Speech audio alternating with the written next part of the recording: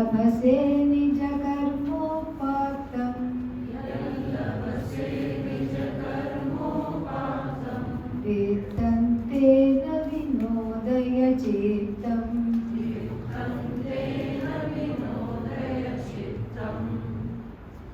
What happened? Huh? The words.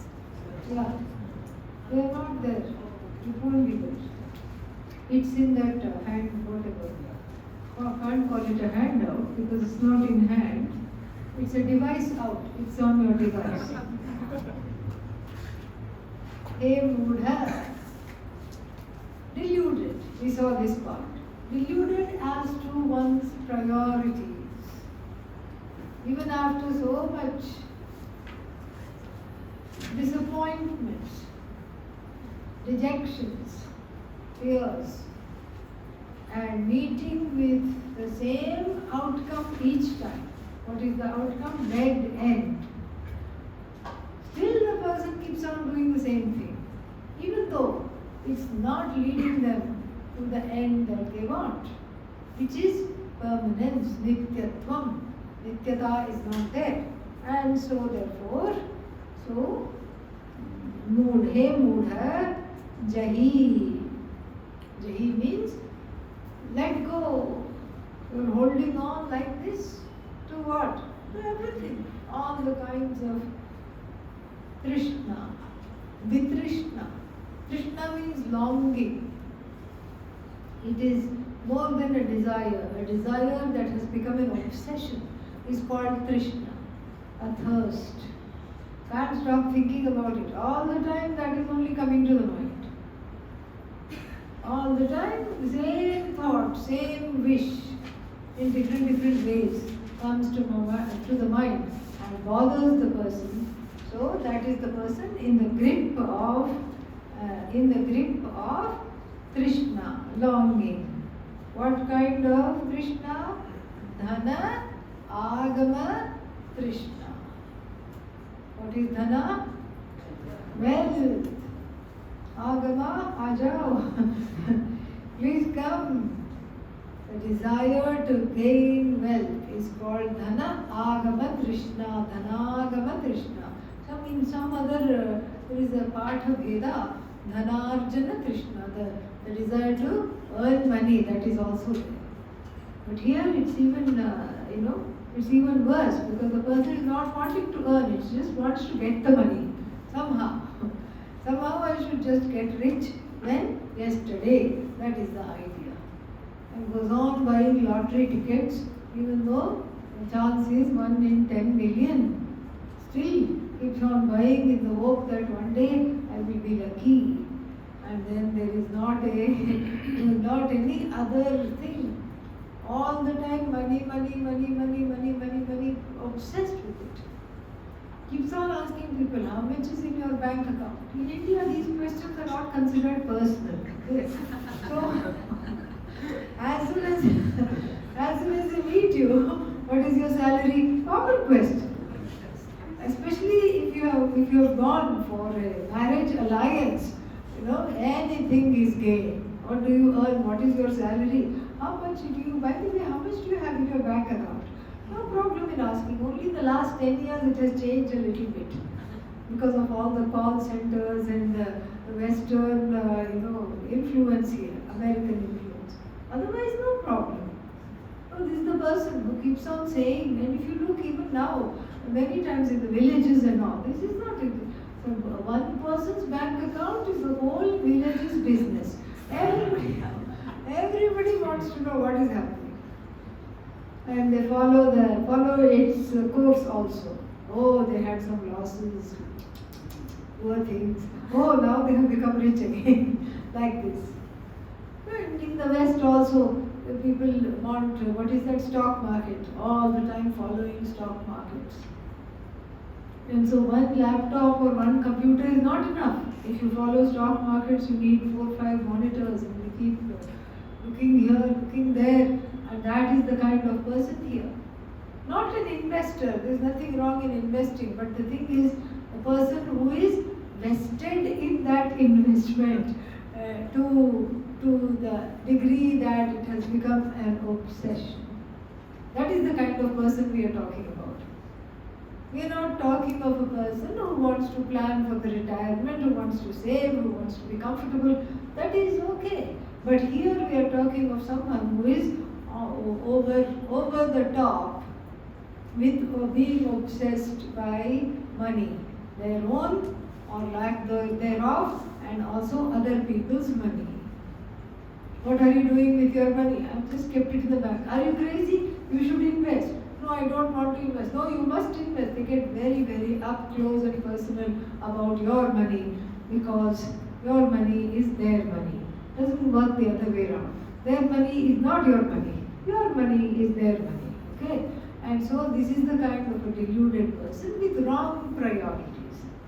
Dhanam as a way to security is a wrong priority. Dhanam will give you comfort. In fact, in a beautiful dialogue between the sage Maitreyi and her husband Yajnavalkya in the Brihadaranyaka Upanishad, Yajnavalkya says, I'm pushing off. He literally says that. Pushing off where? To take sannyasa. He tells his wife. He had 2 wives. And somebody suggested that's why he wanted to take sannyasa. How to manage these 2 people? No, that's not why. He says that, I would like to contemplate. I would like to just be with myself, go to the forest and contemplate. The other wife's name was Katyayani. So we don't know what happens to Katyayani. Only her name is mentioned, but she's not part of the dialogue here. She's not part of the story at all. So from this we can conclude that he had a special fondness for Maitreyi because she was very much like him, as we will see. So then he says to her, I'm pushing off. Utayasyam, I'm pushing off from here. And then what? I'm going to contemplate. Don't worry, she must have looked alarmed. What is suddenly you're going? What is happening? And he says, don't worry. I have a lot of wealth. And Yajnavalkya was the wealthiest of sages, really. Nowadays, the celebrities and people, they have speaking fees. So they charge millions of dollars for one engagement, and that's how they keep getting richer. In the olden times, they used to enter into a vada. Now you know what a vada is. What is vada? Dialogue, debate. Here vada means debate. And Yajnavalkya, they used to invite him for the vada, and the poor person who is going to debate with him in his own house, Yajnavalkya would go to their house along with a few of his students, brahmacharis, and he would tell the brahmacharis, drive all the cows from this person's land and take them back to the ashram, otherwise night will fall and you can't make the journey. But the debate is not even on because the cows were the prize of winning the debate. 400 cows is the prize for winning the debate. But he says, why wait till the debate? I'm going to win. Drive the cows back to my ashram because what are we going to do here anyway? And we'll just get stuck in the night because we won't be able to make the journey. So he had a lot of, the wealth was measured in cows, means cow is not, you may say, well, how can you measure wealth in cows? But cow means you need that many paricharakas, means each one to bathe the cow, you need people. To take care of them, you need people. To make patties with the cow dung and then use it as fuel, you need people. And grazing land, you need so much land for that much cows. So that means he had so much wealth. And he said, don't worry, you are going to be just fine. I have divided the wealth equally between you and Katyayani. And she says, wait a minute, not so fast. I have 2 questions. First question is, you have divided the wealth all right, but with this wealth that you are leaving me, will I get what you are getting after leaving the wealth. Maybe if he had been a Kali Yuga husband, he would have said yes, yes and gone away. But he was an ancient and honest man. He said, no. Vittena nasha amritatvasya na asha asti. There is no hope of getting moksha through wealth. Wealth will not deny you moksha either. Wealth has nothing to do with moksha. Wealth will not give you moksha. Wealth will not deny you moksha. But if you have a subjective idea about wealth, then you translate that into security, into some kind of your obsession, then it will definitely deny you. Anything will deny you, because that means you're not ready. Purushartha has not been ascertained. What you want, you don't know. And that's why you won't get moksha, not because of the wealth. You replace wealth with any other obsession. And the second thing she says is, since I am, everything that you have belongs to me. At least half of it is mine. And this knowledge cannot be halved. So teach me the whole of this and before you leave from here. That's how the teaching starts.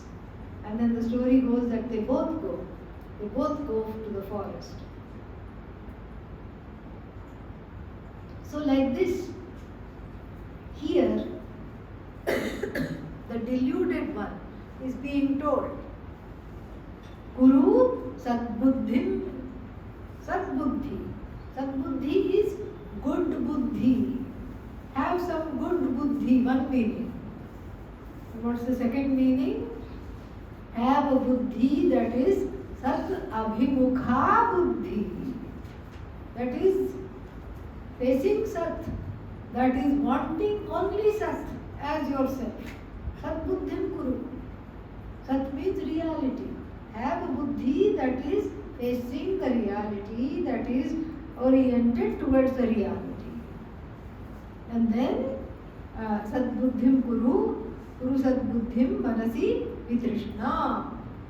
So this Manasi, in the mind, all this Trishna is there, this longing is there for wealth, etc. You replace it with the obsession for Sat. You replace it with obsession for Sat, and then what happens? Then you will see that at least something good comes out of it. Out of wanting useless things, things that are not going to get you anywhere. And this is what Yajnavalkya tells Maitreyi. Yatha upakarana jivitam asti tatha tava. So just like anybody endowed with many resources, they live a comfortable life, not lacking anything, your life will also be like that. Wealth has nothing to do with moksha. It's not going to deny you moksha. It's not going to give you moksha. But if you're obsessed with it, and if you have a subjective value about wealth, and you translate it to some kind of a security, or you feel like if I have wealth, people will look at me. People will pay me attention. Many people think this. Nobody is looking at me because I don't have money. There is a complex. And that's not the truth. And so that is just a subjective idea. That is not an objective fact. And so put all those things aside and go towards Sat. And then further, Yat labhase, whatever you gain, Nija karma upattam, by your own karma. Whatever you have gained by your own karma. Karma here means action. It can also mean result of action, prarabdha, both. It's a pun. It's a pun on karma. So, in the first instance, let us take it as action. Supposing you have a job. The person has a job.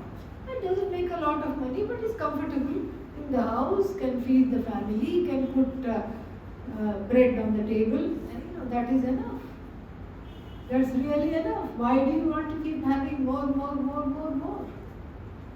It's like that story that is told of this man the stressed out CEO of some big mega multinational company going to an island for a holiday.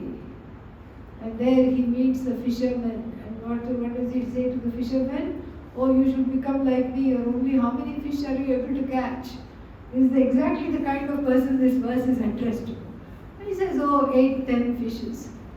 8-10 fishes? Yeah, that's more than enough. I sell a few and I need 2-3 for my house, and then the rest I sell, and that's it. What? You're just crazy, and you're just taking a small net, and you should just have a big net. Why? Because then you can net a lot of profit, and you should have a big net, make a lot of profit. And he said, then what? And he said, then you can become like me, I'm rich. And then what? Then you can take all the fish and send it abroad. He said, send it abroad, it will start smelling in 12 hours. How can I send it abroad? You don't know, you have to can it, you have to freeze it. There is all this technology. You can buy a freezer on hire, rent to own, and you can learn how to can, you can do all these things. And then what, he said? Then you will become rich like me. Then what? Then you can come here for a holiday. He said, I'm already here on the holiday. I don't have to go around all these things and then come back here. I'm already here. And so there is, in the Bhagavad Gita, there is a line, Yadrichha labha santushta dvandvatito vimatsara. Yadrichha means whatever comes, there is some kind of a delight in leading life like this, and I really hope you have discovered that, and if not, I hope you will discover that. There is a delight in allowing things to come. Instead of having this panic, OMG, it's going to go, it's going to finish, I have to get it, whatever that thing is. If it is meant to come, it will definitely come. Here karma means karma phala. If you are in your prarabdha, if you are supposed to eat, food will come.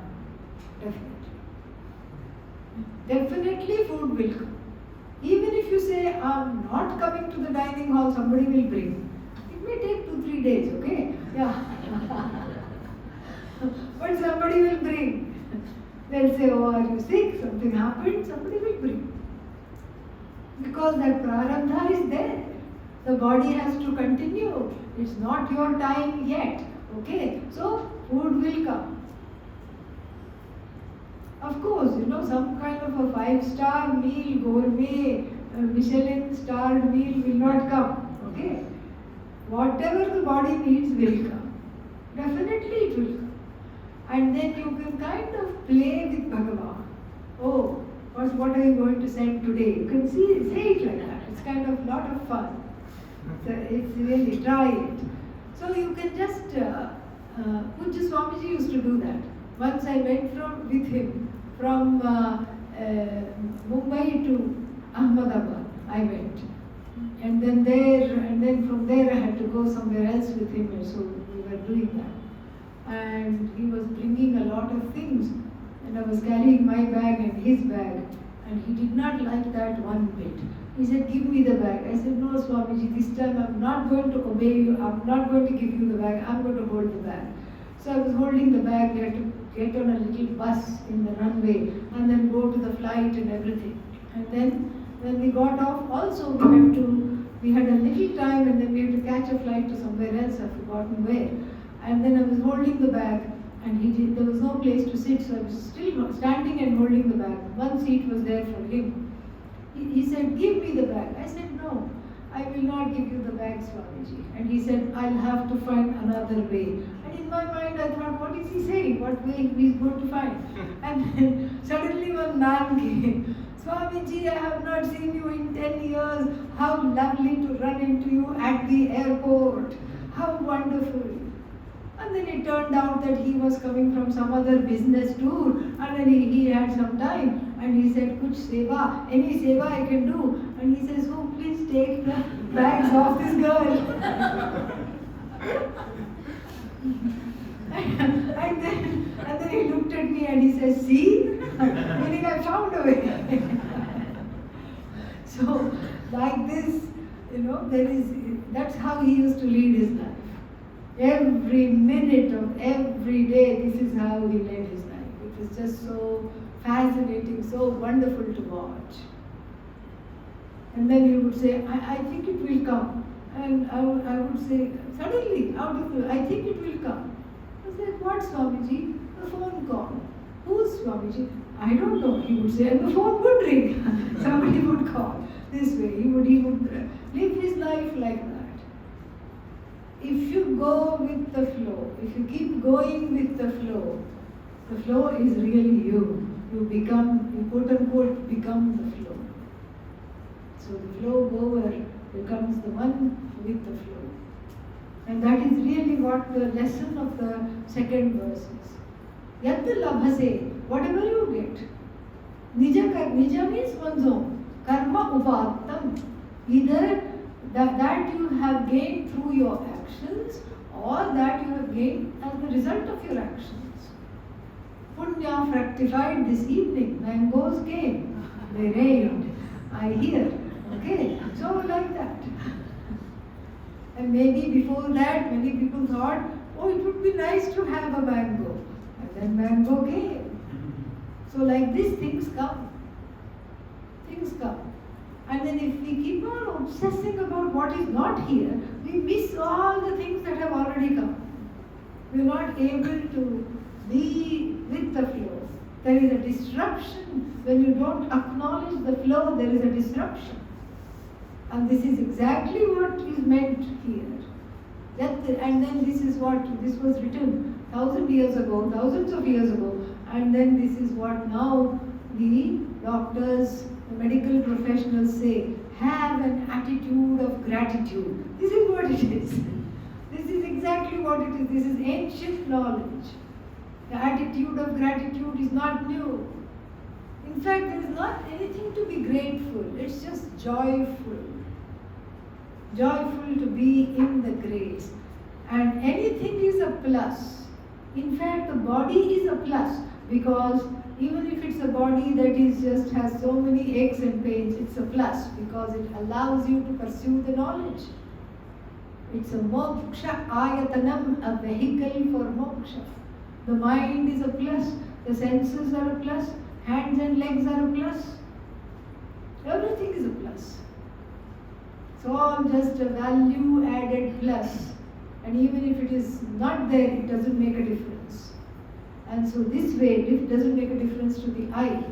That I which is Parabrahma. And so here, Yat labhase nija karma upatam.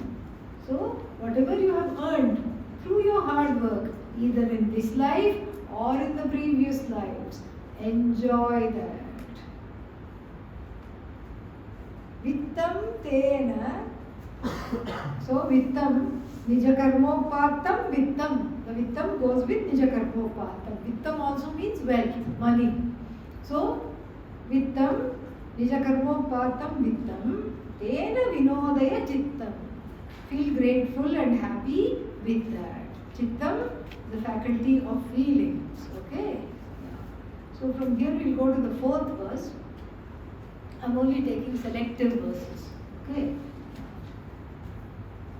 Nalini dalagata jalamati taralam.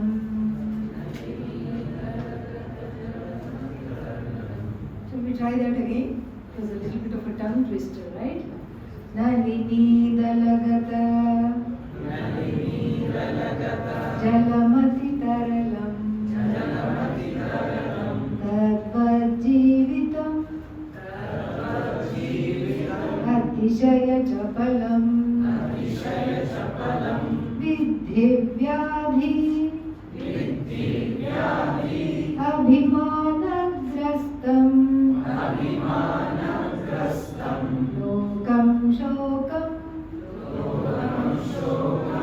lokam shokahatam cha samastam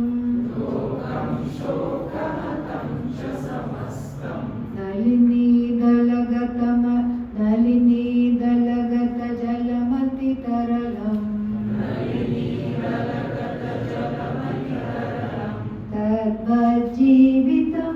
तद्वज्जीवितमतिशयचपलम्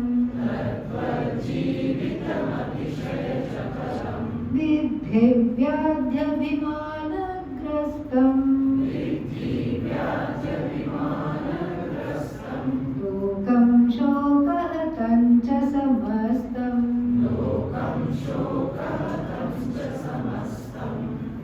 This is again an urgent call to wake up. So wake up call. Like the bell that goes off at 4 o'clock. It doesn't? It used to. Swamiji, it's Patilji's ashram. Yeah? It's Patilji's ashram. It's the ashram next door to where I sleep. Yes. Not where you sleep. Okay? And it's that big bell. Yeah, huge bell. Exactly 4 o'clock. Good 5 minutes. And a very strong man who rings it. Never ending bell. He needs to be given a prize. So this is a wake up call for me, okay? Anyway, so Nalini, what is Nalini? Lotus. Dala, leaf, petal. Gata means on that. Jalam, water drop. Ati taralam, extremely unsteady. Taralam, unsteady. So if you put a drop on the lotus pad, lily pad or lily, what is that called? Lily petal. What will happen? It will just shake and fall.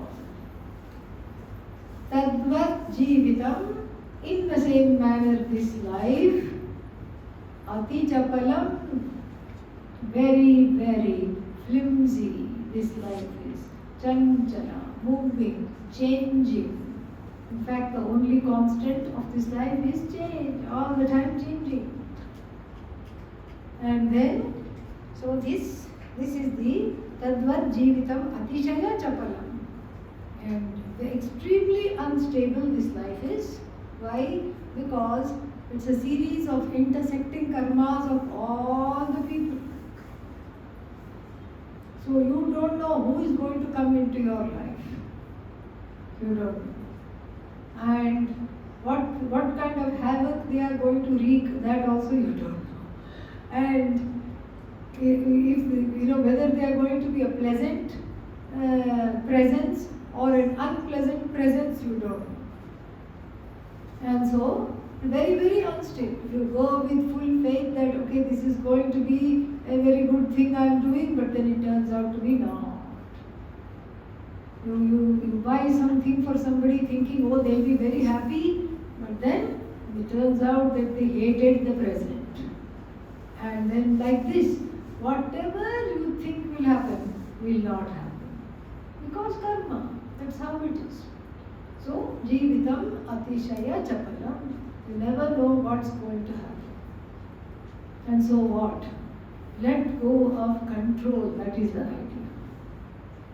Because everybody is a control Raja, control Rani, control Queen and control King. There is some unsteadiness if things are not in my control. It's a general tendency. Some people have it more than others. Everybody has it to a certain extent. I want to control my life. I want to have a say over my life, that is healthy. But I want to have full control over whatever is happening over my life. It's a myth. You will not have that. Absolutely it will not be there. Why won't it be there? Because it is just not predictable. Everything from waking to sleeping, not predictable. What all is going to happen, not predictable. Even in the ashram routine, which is supposed to be very predictable, often many things are late. Yeah.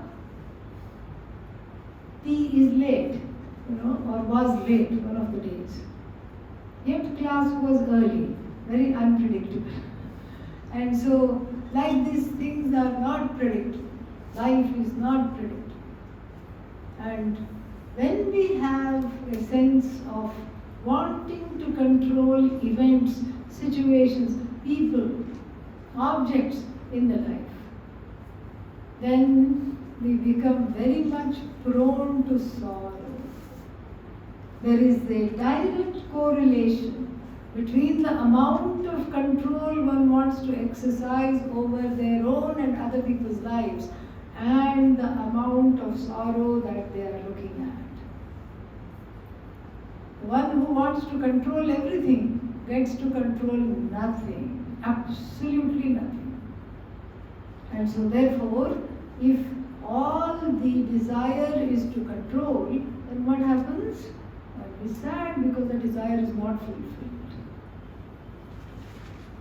So vidhi, please know, vyadhi means disease. So when things are, for the person who wants to control, when things become out of control, then what ensues is disease. In fact, the root of many diseases is certain mental and emotional conditions. Even the doctors will say that. They will tell, please meditate. Heart trouble, please meditate. Don't stress so much. Don't take a lot of stress. Don't be tensed up. Even the doctors will say that. But then people who have studied, there's so many kinds of alternative healers and all these things. They will say that every disease has a certain signature which has some correlation to the mental and the emotional makeup of the human being. Some kind of a thing. For example, if we take autoimmune, there is an inner Mahabharata war going on. There is some kind of an inner conflict, or at least even if there is not, it's a manifestation. It could be, not in all cases, but it could be a manifestation of some kind of an inner battle that is happening. So many things like this people say. And there is ancient Ayurvedic treatises also talked about this, that the disease, so that in Ayurveda and also ancient Chinese medicine, there are 6 stages of disease. What in the Western medicine and allopathy we say, oh, this is the beginning. According to Ayurveda, it's already the 6th stage. The manifestation is the 6th stage. So what is the first stage? A vague feeling of discomfort. Emotional discomfort is the first stage. From the mind, from the heart, it ensues. That's what Ayurveda says, ancient Chinese medicine also says. And so like this, vyadhigrastam lokam samastam. So because they are unable to control anything, because they feel very insecure as a result of not being able to control anything, they get very fearful and they get various diseases. Vyadhigrastam, abhimanagrastam, still they don't let go. Even though there are so many messages to let go, they don't let go because abhimana means their whole identity, their pride in who they are and everything, even beyond and against reason, is trapped in that particular thing only. So they're not ready to let go. Vidhi, please know, vyadhi abhimanagrastam. So they are full of pride, they are full of attached to their identity, whatever it is.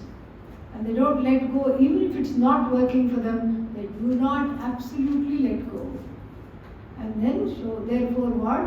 Shoka hatam. Shokena hatam. They are hijacked by sorrow. Hijacked by sorrow they are. Samastam lokam. The whole universe is like this. And the subtle question which is not asked, unasked question which is lingering here is, do you want to be part of this universe? Do you want to join these people? No. That's why wake up. This is the wake up call. One more, let us try. This one is nice. The 5th one is nice. Yavat vittoparjana sattaha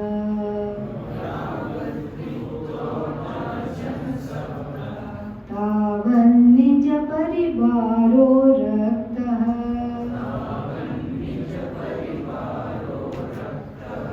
पश्चात् जीवति जर्जरदेहे वातां कोऽपि न पृच्छति गेहे।